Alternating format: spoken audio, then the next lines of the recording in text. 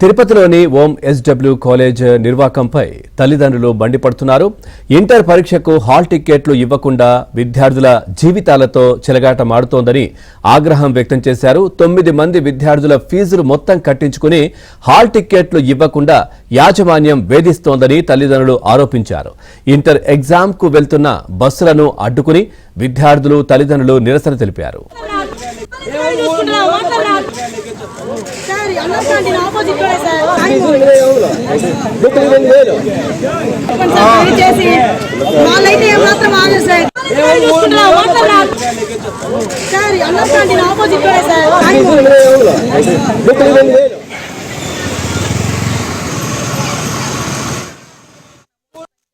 Exam రాసేంత వరకు కానీ parents కి తెలియదు ఇది తిరుపతిలో ఉండే కాలేజ్ కాదు, పెరిమూరులో ఉండే కాలేజ్ అని.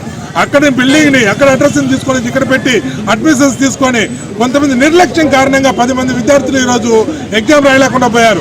వాళ్ళ మొదటి ఎగ్జామ్ కూడా వాళ్ళని తీసుకెళ్లి చిత్తూరులో భోజనాలు పెట్టించి ఇంట్లో పేరెంట్స్ కి మీరు ఎగ్జామ్ రాశారని చెప్పండి, డైలీ ఇదే విధంగా రండి, మిమ్మల్ని మేము పాస్ చేస్తామని చెప్పారు.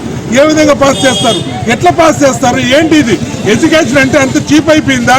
అంత ఘోరంగా నడుస్తుందా విద్యా విధానం? ఇక్కడ ఏమాత్రం పర్యవేక్షణ లేకుండా డిఓ గారు కావచ్చు, ఎడ్యుకేషన్ మినిస్టర్లు ఎవరైతే ఉన్నారో వీళ్ళు కాలేజీలు ఎలా ఉన్నాయి, ఏ విధంగా రన్ అవుతున్నాయని పర్యవేక్షణ లేకుండా చేస్తే ఈరోజు ఇక్కడ రోడ్ల మీద పడినటువంటి పిల్లల పరిస్థితి ఇంకా రాబోయే రోజుల్లో కూడా ఆ విధంగా పిల్లల యొక్క భవిష్యత్తు అంధకారం కాకుండా చూడాలని నేను ప్రాధాన్యపడుతున్నా.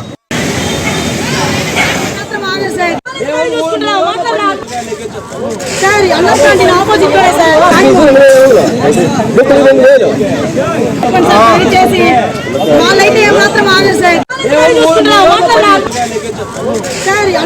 ఆపోజిట్